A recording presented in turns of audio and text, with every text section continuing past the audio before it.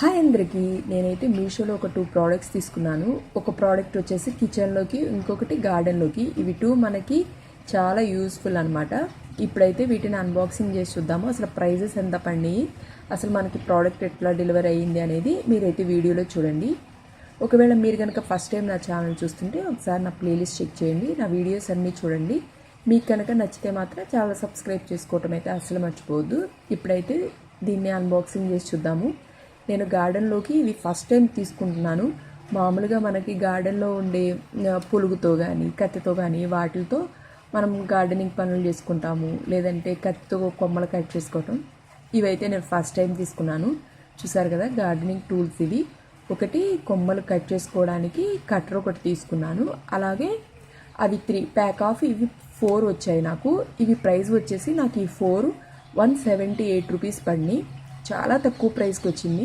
మామూలుగా మనకి కట్టర్ వచ్చేసి మనకి 150 200 అట్లా ఉన్నాయి.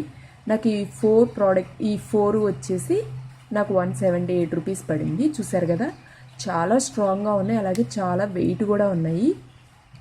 ఒకటి వచ్చేసి మనం పాట్స్లో ఉండే మట్టిని మనం ఇట్లా కదుపుకోవడానికి, ఇంకొకటి మనకి ఇలా మట్టిని లాగి మనం పాదులాగా చేసుకోవడానికి.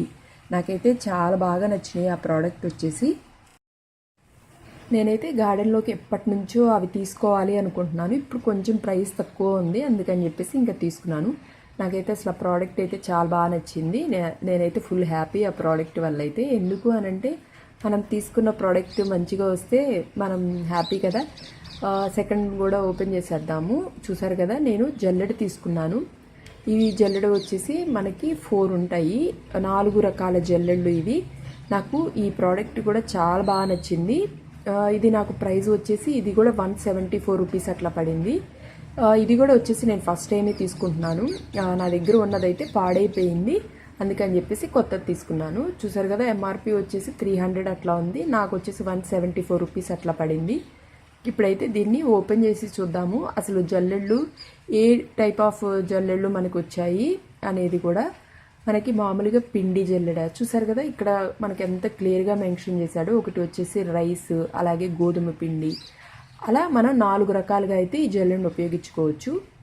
మరి అంత స్ట్రాంగ్గా అయితే లేదు, నాకైతే బాగానే అనిపించింది. జల్లెడ వచ్చేసి కొంచెం పెద్దగానే అనిపించింది. ఇది స్టెయిన్లెస్ స్టీల్ అని చెప్పి ఉంది, కాకపోతే యూజ్ చేసిన తర్వాత మనకి తెలుస్తుంది అసలు క్వాలిటీ ఎలా ఉంది, మంచిగా ఉంటుందా లేదా అనేసి. చెప్పాను కదా ఇది 4 రకాల జల్లెళ్ళు. ఇంట్లో అయితే పెద్ద పెద్ద జల్లెళ్ళు అయితే ఉన్నాయి, బియ్యం జల్లించుకునే జల్లెళ్ళు. అవి పిండి జల్లెడు అయితే పాడైపోయింది, అందుకని చెప్పేసి తీసుకున్నాను. చూసారు కదా ఇలా మనకి రింగ్ లాగా ఉంటుంది. ఆ రింగ్లో మనకి ఏ జల్లెడు కావాలి అంటే అది పెట్టేసుకుని మనం మంచిగా జల్లించుకోవచ్చు. చూసారు కదా మనకి ఇది వచ్చేసి ఒకటి బియ్యం జల్లించుకునే జల్లెడ, అలాగే రవ్వ, మనకి బియ్య పిండి, గోధుమ పిండి, అలాగే పిండిలు జల్లించుకునే జల్లెళ్ళు. చూసారు కదా ఇది వచ్చేసి రైస్ మనం జల్లించుకోవచ్చు. చూసారు కదా ఇవే నేను తీసుకున్న ప్రోడక్ట్స్ అయితే మీషోలో. నాకైతే 2 కూడా చాలా బాగా నచ్చాయి. ఈ వీడియో ఇక్కడితో ఎండ్ చేస్తున్నాను. నా వీడియో మీకు కూడా నచ్చింది అనుకుంటున్నాను. మీకు కనుక నచ్చితే కమెంట్ సెక్షన్లో చెప్పడం అయితే అస్సలు మర్చిపోవద్దు.